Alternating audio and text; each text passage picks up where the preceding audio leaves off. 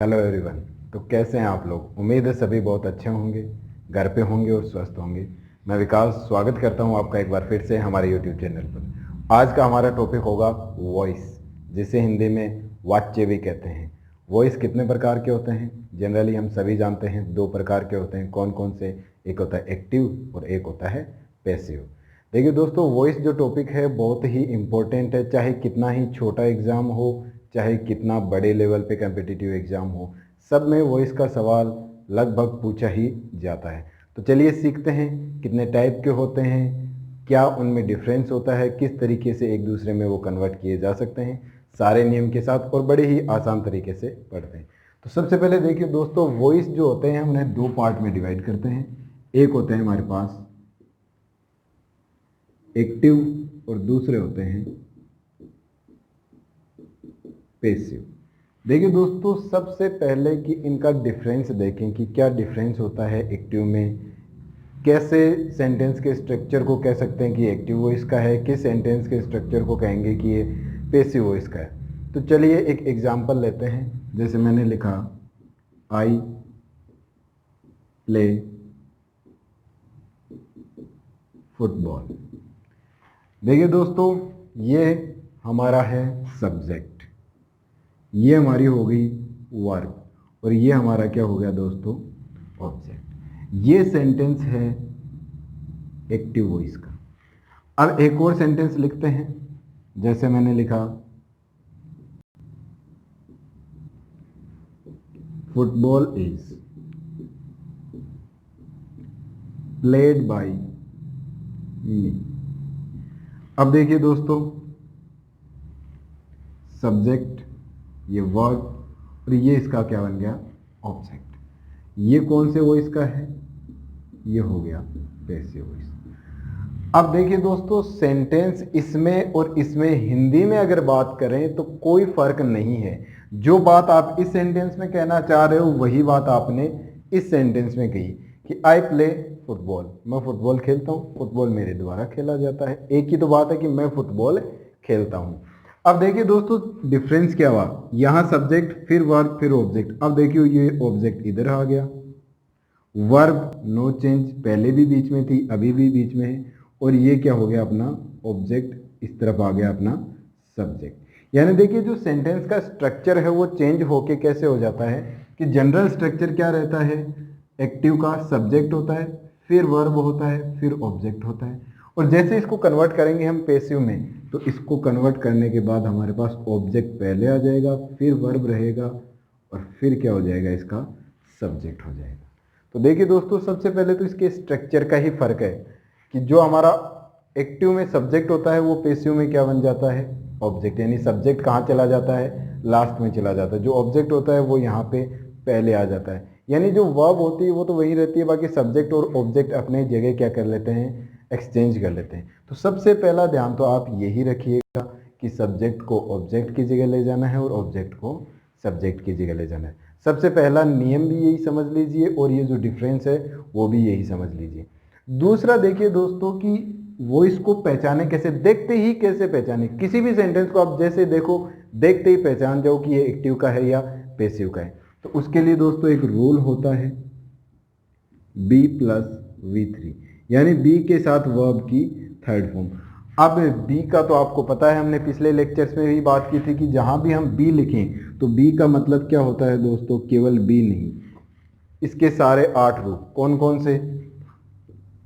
Is, am, are, was, were, be, been और being. यानी इन 8 में से किसी के भी साथ आपको थर्ड फॉर्म लगी हुई मिले तो समझ लीजिए वो कौन से का है? पैसिव वॉइस का। यानी B+V3 है।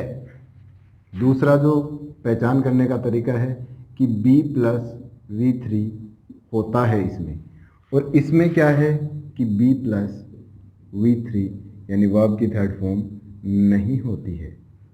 जिसमें नहीं होती वो एक्टिव का सेंटेंस हो गया और जिसमें होती है वो किसका? पैसिव का। अब देखिए बाकी नियमों को आपको ज़्यादा रटने की, समझने की कोई ज़रूरत नहीं है, क्योंकि आपको कम्पिटिटिव एग्जाम में कहीं भी लिख के नहीं आना है। आपको केवल ऑप्शन टिक करना है। आपको पहले तो पता चलना चाहिए कि वॉइस जो चेंज करना है वो कौन से का कौन से में, तो देखते ही पता चले B+V3 है यानी बी के साथ थर्ड फॉर्म है तब तो क्या है पैसिव, और नहीं है तो क्या है एक्टिव। तो सबसे पहले जो सबसे सिंपल बातें थी एकदम से आसानी से एग्जाम्पल से भी हमने समझी, और इसी तरीके से हम आगे और एग्जाम्पल लेते हैं। अब चेंज समझते हैं कि ये देखो वर्ब कैसे चेंज हुई। यहाँ हमने लिखा प्ले, फिर लिखा इज और इसके साथ ईडी लगा के इसका थर्ड फॉर्म बनाया। ये किस तरीके से चेंज होती है, ये तो देखो सबसे आसान तरीका था, वो मैंने आपको सिखा दिया कि ऑब्जेक्ट को सब्जेक्ट के पास लाइए, सब्जेक्ट की जगह लाइए, सब्जेक्ट को लास्ट में ले जाइए, वर्ब यहीं रहेगी। अब वर्ब में जो परिवर्तन होते हैं वो कैसे कैसे होते हैं वो अभी सीखेंगे। दूसरी बात, पैसिव और एक्टिव को पहचानेंगे कैसे, देखते ही आपको केवल चेक करना है बी के साथ थर्ड फॉर्म, और बी का मतलब क्या होता है ये सब, ये हमने सब कुछ बातें कर ली। अब चलिए देखते हैं कि इनकी जो वर्ब होती है, हेल्पिंग वर्ब्स होती है, बाकी जो जैसे अफर्मेटिव सेंटेंस होते हैं प्रेजेंट सिंपल और पास्ट सिंपल में, उनकी जो वर्ब्स होते हैं उनमें क्या परिवर्तन किए जाते हैं। आप इसका एक बार स्क्रीनशॉट ले लीजिए। दोस्तों हमने इतना तो सीख लिया, अब देखते हैं कि इनकी जो वर्ब्स हैं उनमें परिवर्तन कैसे होते हैं, किस प्रकार के चेंजेज होते हैं एक्टिव से पैसिव में कन्वर्ट करते वक्त या पैसिव से एक्टिव में कन्वर्ट करते वक्त। तो हम एक तरफ लिख लेते हैं एक्टिव और दूसरा हमारा पैसिव। अब देखिए दोस्तों हमारे पास टेंस कितने थे, 12 टेंस, 12 टेंस हमने पढ़े हैं। अगर आपने अभी तक वीडियो नहीं देखा है तो टेंस का वीडियो जरूर देखिए, उसमें बहुत ही आसान तरीके से एक टेबल में हमने सब कुछ समझा है। तो पहले एक काम करते हैं, वो 12 की 12 वर्ब्स इधर लिख लेते हैं, फिर देखते हैं कि सारी की सारी कन्वर्ट किस तरीके से की जाती है।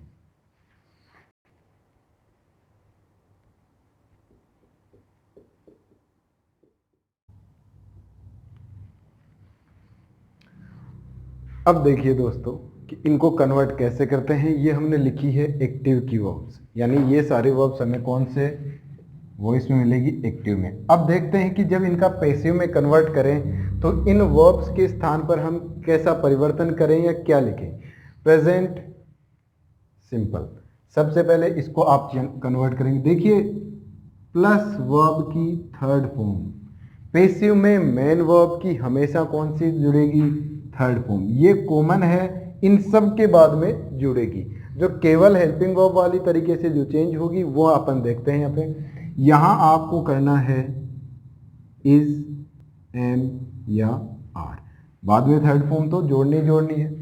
और जहाँ इज एम आर मिले यानी कॉन्टिन्यूअस है, जहाँ भी कॉन्टिन्यूअस मिले आपको उसके आगे क्या लगा देना है, बीइंग लगा देना है।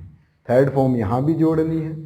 हैज हैव, जहां भी एच वर्ड मिले आपको उसके आगे क्या लगा देना है, बीन लगा देना है। जहां भी, यानी इस हैज हैव मिले, हैड मिले, विल हैव, शैल हैव, सब के आगे क्या जुड़ जाएगा, बीन और जुड़ जाएगा। नेक्स्ट है हैज बीन या हैव बीन। अब देखिए दोस्तों हैज बीन हो चाहे हैव बीन हो, आगे कौन सी फॉर्म आएगी, आईएनजी फॉर्म आएगी, तो आपको इसके आगे केवल क्या जोड़ना है, बीइंग। क्योंकि जहां भी देखो आईएनजी फॉर्म है उसके आगे आपको क्या जोड़ना है, बीइंग। यानी एक्टिव में दिया हुआ वो हैज बीन, तो आपको आगे जो पैसिव चेंज करना है उसमें क्या जोड़ना है, हैज बीन, बीइंग। अब देखिए बात करते हैं, कंफ्यूज मत होइएगा, आपने काफी सुन रखा होगा कि परफेक्ट कॉन्टिन्यूअस का एक्टिव पैसिव कन्वर्जन ऐसा नहीं होता है वगैरह वगैरह, तो आप उसकी टेंशन मत लीजिए, एक बार सीखिए। जब एडवांस लेवल सीखेंगे तो वो भी हाँ रेयर है, होते सब हैं।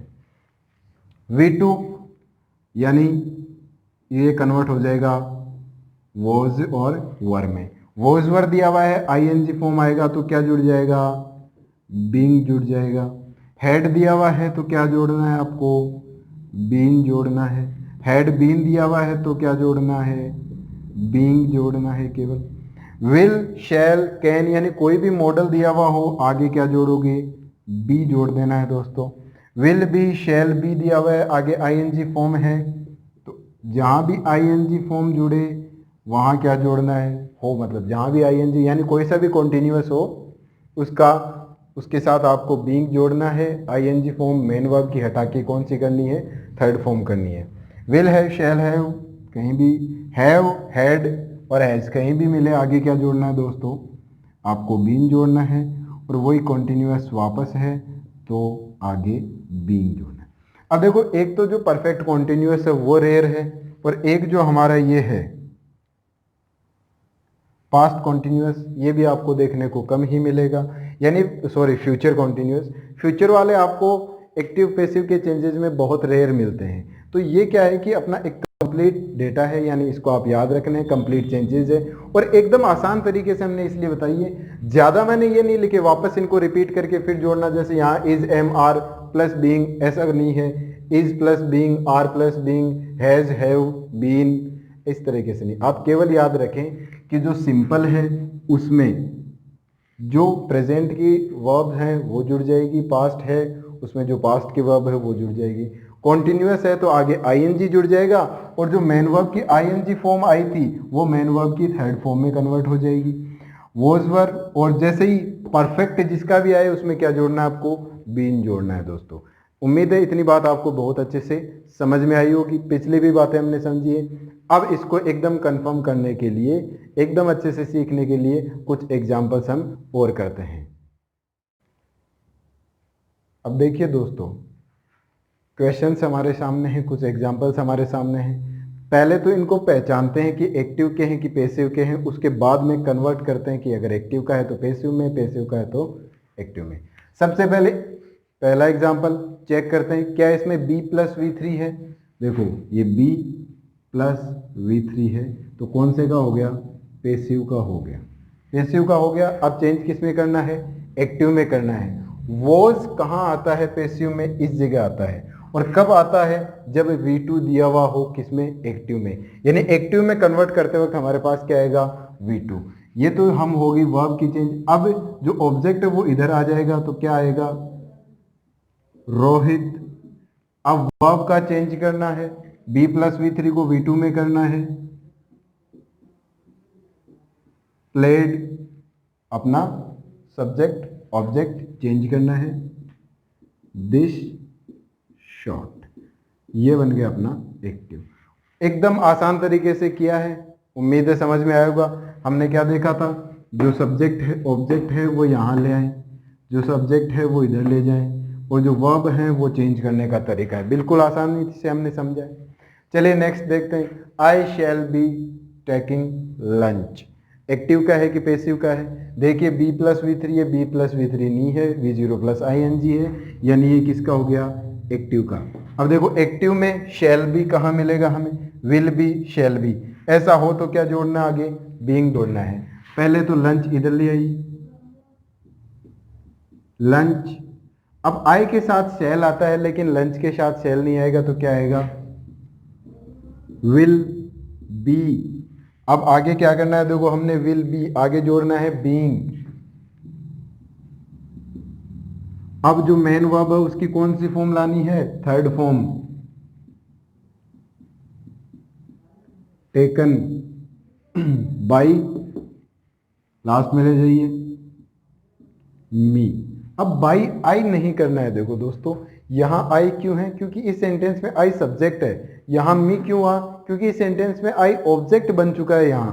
और ये मैंने आपको पर्सनल प्रोनाउन में बहुत अच्छे से समझाया था कि इनका सब्जेक्टिव और ऑब्जेक्टिव दोनों रूप अच्छे से बताए थे। अगर सेंटेंस में एज ए सब्जेक्ट मैं है तब तो आई आएगा, आई का मतलब भी मैं होता है और मी का मतलब भी मैं ही होता है। तो मैं अगर ऑब्जेक्ट है तो मी रहेगा, मैं अगर सब्जेक्ट है तो आई रहेगा। उम्मीद है ये बात भी आपको समझ में आई होगी। आगे और सेंटेंसेस में मैंने आई लिया है ताकि और अच्छे से क्लियर हो जाए। नेक्स्ट देखिए, he can not beat them. क्या इसमें b प्लस V3 है, नहीं बिल्कुल नहीं है, इसमें b प्लस V3 नहीं है। तो ये किसका हो गया, एक्टिव का। ये हमने पैसिव में चेंज किया था, इसको भी क्या करना है, पैसिव में चेंज में। अब देखो देम यहाँ ऑब्जेक्ट है, हमें इधर लाना है, तो देम का सब्जेक्टिव फॉर्म क्या बनता है, दे। आगे क्या लिखा है, कैन नॉट। और ये जो हो मॉडल हो तब क्या लगाना है, आगे बी लगाना है, be third form, beaten by, he का क्या हो जाएगा, हिम। देखिए ही सब्जेक्टिव रूप में है इसलिए ही है, जैसे ये ऑब्जेक्ट की जगह जाएगा ये क्या हो जाएगा, हिम। आई का क्या हो जाता है, मी। सारे मैंने बता रखे हैं, अगर आपने नहीं देखा है तो आप प्लीज़ प्रोनाउन वाला एक बार लेक्चर फिर से देखिए, बहुत आसानी से वहाँ भी मैंने इसको समझाया है। ये एक्टिव में था, हमने चेंज किस में कर दिया, पैसिव में कर दिया है हमने इसको परिवर्तित। Next example, he has been asked questions. Active का है कि पैसिव का है? बी प्लस V3, तो कौन से का हो गया? पैसिव का। अब देखिए दोस्तों, यहां हमारे पास एक अंडरस्टूड सब्जेक्ट आएगा। ऐसे सेंटेंसेस को आपको ऑप्शन देखते ही पहचानना है। ऑप्शन में आपको देखना है क्वेश्चंस कौन पूछता है? टीचर। एक अंडरस्टूड सब्जेक्ट होता है, तो हम यहां क्या लेंगे? The teacher. अब हैज बीन है, तो यहां हैज या है होता है तब हैज बीन होता है। टीचर के साथ भी क्या लेंगे अपन? हैज, फिर वी थर्ड आस्क्ड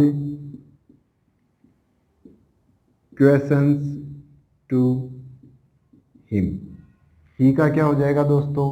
हिम हो जाएगा, टू हिम। तो उम्मीद है ये बात समझ में आई होगी। बहुत सी ऐसी जगह होती है जहां हमें अंडरस्टूड सब्जेक्ट भी लेना होता है। नेक्स्ट देखिए, he has given me a bike. He has given what? Given a bike. Given to whom? To me. अब देखिए दोस्तों, यहाँ हमारे पास दो क्या है? यहाँ हमारे पास दो हैं ऑब्जेक्ट, यानी ये हो गया डबल ऑब्जेक्ट सेंटेंस। और जो डबल ऑब्जेक्ट सेंटेंस है उसके ऑप्शन भी दो होते हैं। आप कोई सा भी ऑब्जेक्ट पहले लेकर एज ए सब्जेक्ट लेकर इस सेंटेंस को सही कर सकते हैं। चलिए हम पहले लेते हैं मी को एज ए सब्जेक्ट। तो हम क्या बनाएंगे? मी को सब्जेक्ट लेंगे तो आई, हैज़ की जगह क्या हो जाएगा? हैव। और हैज़ और हैव हो तो क्या जोड़ना है? Been. Given a bike by him. अब दोस्तों, अगर बाइक को हम ले यहां पे अपना सब्जेक्ट, तो क्या लिखेंगे? ए बाइक। बाइक के साथ आ जाएगा has been given to me by him. अब देखिए दोस्तों, दोनों का ही ध्यान रखिएगा। ये कौन सा सेंटेंस था अपना? एक्टिव का कि पैसिव का? एक्टिव का हमने दो बनाए, दोनों पॉसिबल संभव हैं इसके, यानी दोनों इसमें पॉसिबल हैं। I have been given a bike by him, a bike has been given to me by him. दो ऑब्जेक्ट हैं तो दोनों तरीके से पॉसिबल है। किसी भी ऑब्जेक्ट को आप पहले लेके बना सकते हैं। अब देखिए, she gifted me what a book to whom? To me. ये भी क्या हो गया? Double object. क्या ये एक्टिव का है, ये पैसिव का है? बिल्कुल एक्टिव का है। बी प्लस V3 इसमें कहीं भी नहीं है, और अगर बी प्लस V3 नहीं है तो कौन से का है? एक्टिव का। उम्मीद है समझ में आ रहा होगा। नेक्स्ट देखिए, अब इसको चेंज करते हैं। मी को पहले अगर अपन सब्जेक्ट बनाए तो क्या बनाएंगे? आई। गिफ्टेड V2 हो तो क्या चेंज करेंगे? वॉज या वर में से, तो यहां करेंगे क्या? Was. Third form gifted a book by, she की जगह क्या हो जाएगा? हर। ये पैसिव का बना दिया हमने। नेक्स्ट, अगर हम बुक को ले यहां एज ए सब्जेक्ट तो क्या लिखेंगे? A book. वॉज या वर? वॉज ही होगा, सिंगुलर है। Was gifted to me by her. ये भी हमने बना दिया पैसिव का। तो दोस्तों, बहुत ही आसान होता है एक्टिव और पैसिव कन्वर्ट करना। इतने एग्जाम्पल्स लिए हैं। पहले वाले एग्जाम्पल में मैंने जो शुरुआत में लिया था बहुत अच्छे से समझाया था। ये हमारी वर्ब्स हैं जिन्हें हमें चेंज करना होता है। किस तरीके से चेंज करते हैं ये हमने एग्जाम्पल्स में सीखा है। उम्मीद है आज का लेक्चर आपको बहुत पसंद आया होगा और आपके लिए बहुत ही हेल्पफुल भी रहा होगा। तो वीडियो देखने के लिए आपका धन्यवाद। बने रहिएगा हमारे साथ, आगे भी ऐसे इंटरेस्टिंग वीडियोस लेके आते रहेंगे। Thank you very much.